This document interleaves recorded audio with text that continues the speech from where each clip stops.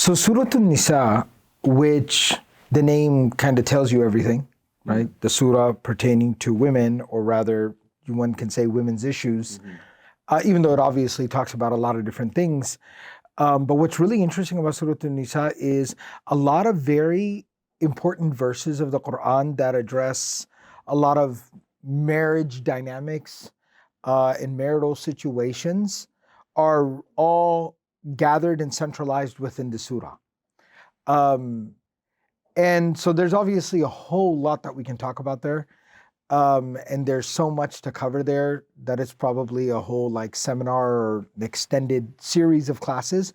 But in verse number 128, which is actually talking about a really tough situation, there were two words that caught my attention, that kind of caught me off guard. And jumped out at me, rather, I should say. Two words jumped out at me, and it's just two words. It's also, that's the power of the eloquence of the Qur'an. There's a sentence inside the verse that is two words. وَالصُّلْحُ خَيْرٌ. الصُّلْحُ خَيْرٌ, which many translators translated as, and peace is best. Reconciliation is good. And I thought that that was really profound. That was really powerful. It was almost like a thesis statement that here's everything. You know, they kind of say a lot of times, everything that can go wrong will go wrong. So here's everything that can go wrong. And a lot of this does happen and might happen and will happen. But the central theme that the Qur'an is placing in the middle of it is peace. Now, what's interesting is that it's not necessarily talking about what the outcome specifically is.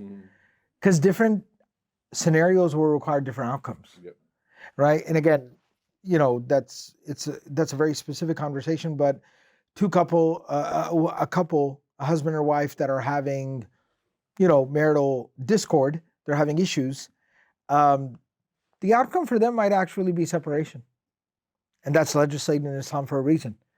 And then for somebody else who, on paper, look very similar, but everybody's situation is different, the ideal outcome for them might actually be to work through this and remain together. But regardless of what the specifics of the outcome is, it's very interesting that the Qur'an is just saying, peace is what's best. It's almost like defining the goal. The goal is peace. That's yeah. Get there. Perfect. Yeah, subhanAllah. I thought that was interesting. In the Qur'an, actually, in the next ayah, وَإِن يَتَفَرَّقَا Right. يُغْنِ اللَّهُ كُلًّا مِنْ It's saying it. Yeah. That if they separate, then Allah will take care of them. Yeah. When we get into disputes or arguments, the first thought in the mind is that I want everything to go my way. Yeah. No compromise. I have to win. I have to win. Yeah. I got to cross the finish line, and that means at times the nafs, the inner self of the human being, will want the other human being humiliated. We want them to be on their knees and apologize. We want them to beg. We want basically them to forfeit all of their honor and dignity. That inside anger wants to just dominate them. That's actually, when you first said it, like everything has to go my way, I was kind of thinking like, that's very nicely put. Because I was going to like complete that sentence by saying that when we're at odds, the instinct is to crush the other person, right? Like that's the worst part. You have no regard for their dignity anymore, right? And you think deeply about how you're just, it's truly an intoxicated state. The scholars talk. Anyone that's speaking ill of them now becomes dear to you. Anyone that speaks good of them, even if it's your own parent who brought you into the dunya, becomes distant from you. Yeah. SubhanAllah, I was talking actually with an acquaintance, a friend, and actually it was kind of hard, right? Because again, he was talking to me as a friend, but in the course of the conversation, and you know, he had a tough situation where they're no longer together. And the thing I kind of told him at the end of the conversation, where he's like, kind of like, what are you thinking? Well, just say it to me, you know, any thoughts you have, etc., you know? And I remember I was like, look, this is going to hurt your feelings a little bit. But you need to let it go. Because like that just reminded me of that thing that we said where you have no concern for their dignity.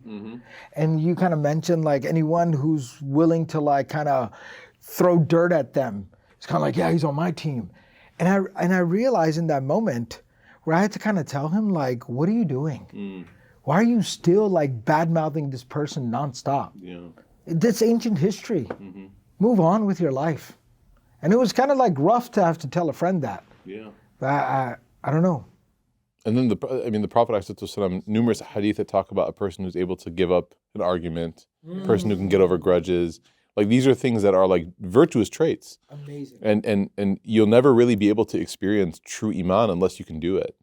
Because everything else is just going to be, you're going to be controlled by your anger. It's a lust, right? It is its own appetite. Imam Ghazali actually calls it that. He says that it's one of the appetites of the nafs, anger. And the Prophet ﷺ, one of his miracles, he had so many miracles. One of his miracles was his ability to not get angry, to remain calm. It doesn't mean that he wasn't upset, but what it means is that his anger did not overtake him. Yeah. You know, they say don't get angry.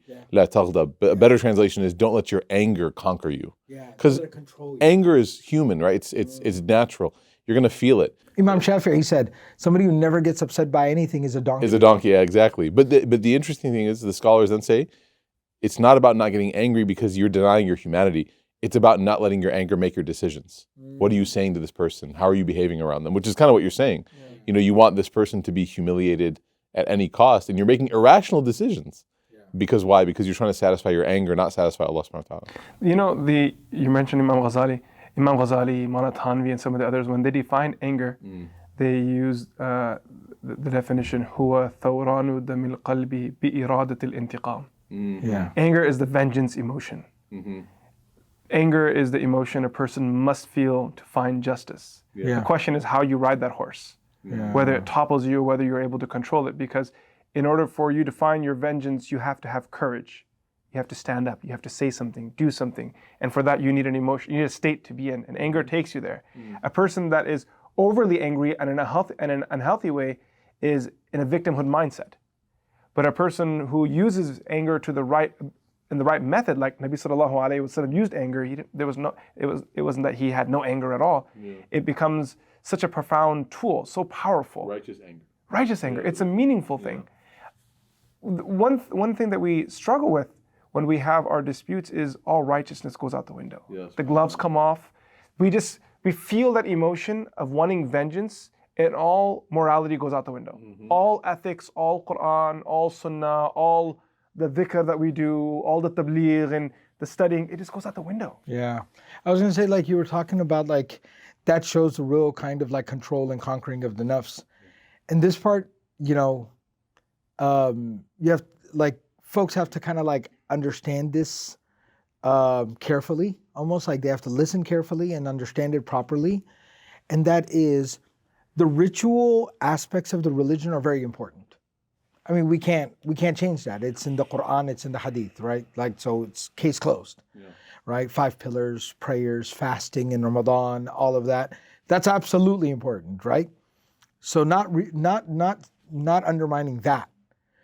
But the thing is, like what y'all are talking about, that if somebody's in a dispute, they're in a conflict, and then they're not able to catch themselves and govern themselves and control themselves and manage themselves, and they're just lashing out and, you know, anger and vengeance and all of that, that's when somebody's at risk of their religion becoming very performative. Hollow. Yeah, because because that's what we talk about, right? That's a performative kind of practice of the religion, where it's like Allahu Akbar, showing up to Taraweeh, all 20 rak'ats, all month. Every day, first row, boom, boom, boom. But yet doing dhulm the second you step outside. Wow. It's performative. فَلْيَقُلْ إِنِّي صَائِمْ. Yeah. The Prophet ﷺ said when you're fasting and you get angry, back away, because if you nourish that appetite, if you feed that appetite, then it'll take away the reward and it becomes performative. You only ended with what you end with is a shell of an ibadah and not the ibadah itself. That's why the ayah, inna salata tanha anil fahsha. Like the prayer is supposed to restrict you from things. But if it's not, then something's not working. And it's interesting, it talked about the thing it restricts you from is like way outside of prayer. Fahsha, it's outside the masjid, it's in the streets. You're never having those dirty thoughts or anything like negative. It's interesting because before the ayah that you quoted, Shaykh, where we're talking about reconciliation is best, that's what's the goal. Allah Ta'ala reminds, وَمَنْ أَحْسَنَ دِينًا مِمَّنْ أَسْلَمَ وَجْهَهُ لِلَّهِ. Like just 3 verses prior, and then the next verse, وَلِلَّهِ مَا فِي السَّمَاوَاتِ وَمَا فِي الْأَرْضِ. It's almost like, look, the secret to being able to do this is by recentering who is important here. Like your anger will never be satisfied if you keep thinking about yourself. there are many times where you will be wronged. Yeah. Like, it's almost like there are cases where it's a 50-50. Sure. You know, Yeah. there's two sides to the story. There are some sides. In your situation. Yeah. there are some sides where you are absolutely in the right, the other person is absolutely in the wrong. Mhm. But for some reason, because exactly, you're right, Shaykh, you're right. You win. But the interesting thing about this is that the reality is, subhanAllah, that you're not going to actually get that recognition. You're not actually going to get that. You're not going to get the satisfaction of it, because the way that this dunya is set up is that it's not that justice is ever given fully here. That's just the reality There's of a whole it. day dedicated to it. Maliki yawm. Yeah, subhanAllah. And we talked about this once in Aqidah. We were talking about the idea of justice, and this is one of the primary faith crises that people have. Especially today, right? We're hearing about now for months and months our brothers and sisters in Gaza, and we're hearing about people in Sudan and the Uyghurs and all over. And it challenges your understanding of the world. But the real problem is that you thought, okay, I deserve to see justice here. My dad used to have a famous line, right? All of our parents had amazing one-liners, right? My dad used to tell us growing up, like, who told you the world was fair? You say it's unfair. Who told you that?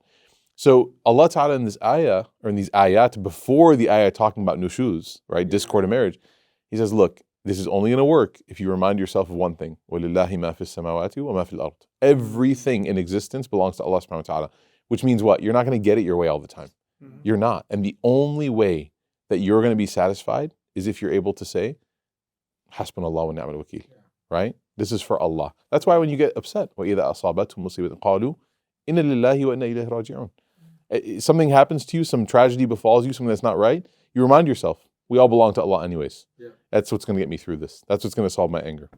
The ayah that Shaykh started us off with comes after this introduction that the Qur'an is giving, that remember that you are accountable to Allah, the creator of the heavens and the earth. And وَمَنْ أَحْسَنُ قَوْلًا مِمَّنْ, like, always have the deen in your life, in your statements, in your actions. And then the Qur'an takes us to a place of dispute and then says reconciliation. How does a person find reconciliation? What are some steps that you would recommend to someone that might be struggling today? They're in that dark place. They're maybe really angry, maybe just sad, maybe defeated, maybe have lost hope, maybe can't trust anymore. Where does reconciliation start for them? I always, this is something that recently I started to think about.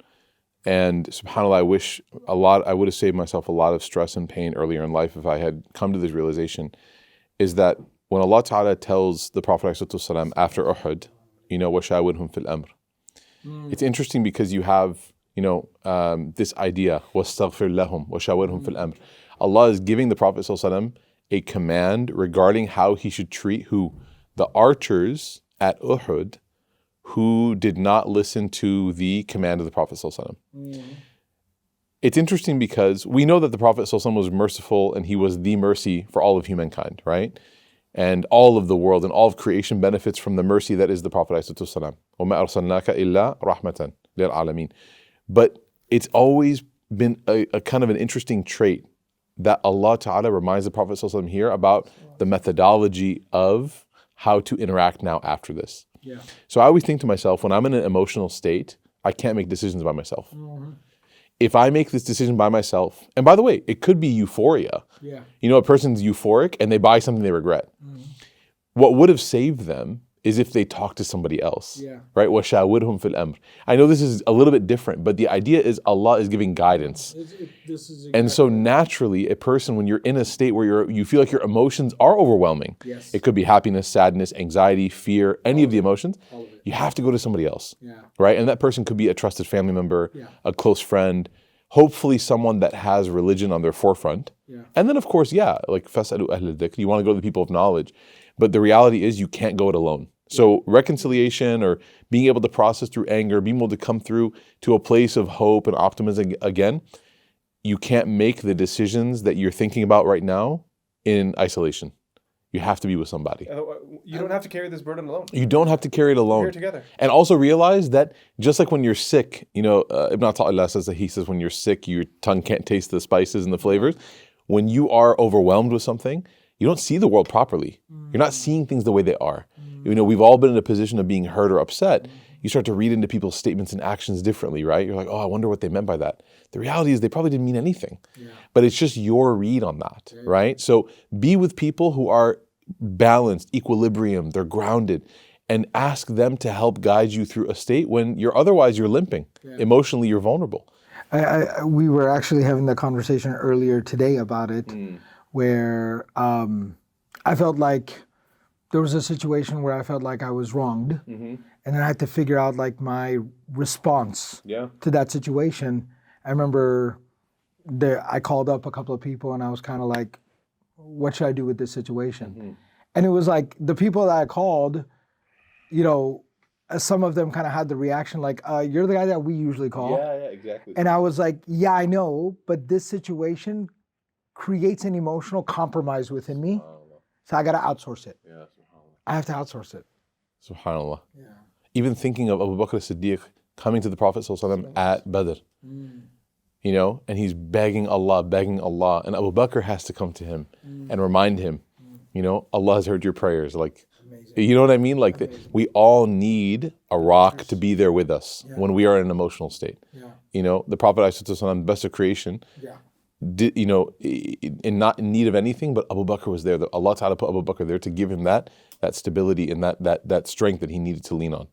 So that's one thing I would say is never go it alone. I would add to that, make dua to Allah. Yeah. Connect with Allah subhanahu wa ta'ala when you're struggling the most. Oh, beautiful. There's an emptiness in the heart and there's a loneliness that a person feels when they're frustrated, when they're angry. Sometimes when people even give you advice, you wonder if they're looking out for your best interest or not. Like you were saying, don't overread it. It's probably not healthy. You're gonna find yourself miserable. Make dua to Allah, and then also purify your intention of what you're trying to do. Because if we go back to the beginning, if you're trying to hurt the person, there's no as-sulh khair. No. There's no sulh, there's no khair. There's also no there's only وَأُحْضِرَتِ الْأَنفُسُ الشُّحَّ. Yeah, subhanAllah. It's just going to be a destruction, a wasteland. Yeah, it's just going to be a wasteland. And I was going to say about the dua thing, that's actually why outside of Surah An-Nisa, the most extensive passage about this marital issues in Surah Al-Baqarah. And in the middle of that passage, Allah talks about prayer. Yeah. حَافِظُوا عَلَى الصَّلَوَاتِ. The thing I was going to also add to this about like how to get to that point of sulh, goodness, peace, tranquility, reconciliation, whatever you want to call it, making peace with the situation. It's in the ayah there, like y'all just referenced it, وَأُحْضِرَتِ الْأَنفُسُ الشُّحَّ, talks about greed and selfishness. And then it says, وَإِن تُحْسِنُوا, doing good. So the hadith of the Prophet ﷺ says, الرَّاحِمُونَ يَرْحَمُهُمُ الرَّحْمَنُ. So actually a really powerful prescription in that situation where I'm just struggling through it and I feel like somebody's wronged me and I've been wronged and it's a terrible situation and my heart is broken, my brain is not working. Actually just go do a kindness to somebody else. And by extending a kindness to somebody else in that situation, like go volunteer, go deliver some food, go drop off some blankets. That's beautiful. Go help some old lady with her groceries. Just do a kindness to somebody and Allah will immediately shower mercy on you. And you'll forget about all your anger, your frustration will be gone. Just douse it with the mercy of Allah. Yeah. Sometimes attending a halaqah helps out. Going to a masjid halaqah, going to a community halaqah. Someone says something, the Shaykh says, like, even if they just say ittaqullah, like be conscious of Allah, and it just breaks the cage you're in. It's crazy because we all have those experiences where it's like, I forgot what I was giving you the halaqah about, but it was something very straightforward, simple, like talking about taqwa, and this person comes up afterwards and they're in tears, and then they tell you like this very, subhanAllah, severely like tragic story, and they're like, that just helped me so much. That's what I needed to hear. And That's I'm what like, I needed to hear. But what I talked about had nothing to do with the situation you've gone through, but it's unlocked something. They need it. Stepping out and just going to the gatherings. Also just going to the prayer in general. I feel like for a lot of people, it's like they're wounded, and coming to the prayer is like a rehab. It's like a hospital. They just come, and you come a little bit early. You don't leave right away. You know what I mean? Everything gets different. It does. It does. 100%. Everything is 100%. But this is a totally different topic, but it reminds you, it's what you just said about even coming for the prayer shows us the significance of the advice of the Prophet ﷺ when he says, like, Salim ala man arafta wa man lam ta'rif. That's why it's so important that we... Say people that you know and those you don't know. Those you know, that's why it's so important that we're always friendly and welcoming, and just say an extra 3 salams before you leave. And I was thinking about the prayer in particular because of the year of sadness. And that was when Allah Ta'ala gave the prayer to the Prophet ﷺ. So it's one of those things where you come... Yeah, subhanAllah. And you come to this point where you realize, like, again, like I have to go back to Allah. everyone that I know that's gone through something difficult, they've always said that the beginning, middle, and end of their solutions had to do with their relationship with their prayer. That was it. What was their prayer like? And they went to the masjid on a Tuesday for Maghrib, like not popular, not like an overwhelming day. They stayed there, maybe went for, a little bit of time afterwards, just kind of hung around, sat there, and they said that they just left feeling lighter. So may Allah Ta'ala give us that. May Allah Ta'ala give us, inshallah, anything that we need, anything that from the Qur'an that heals our hearts. May Allah Ta'ala grant us that and more. Jazakallah khairan for the conversation, guys. Assalamu alaikum wa rahmatullah.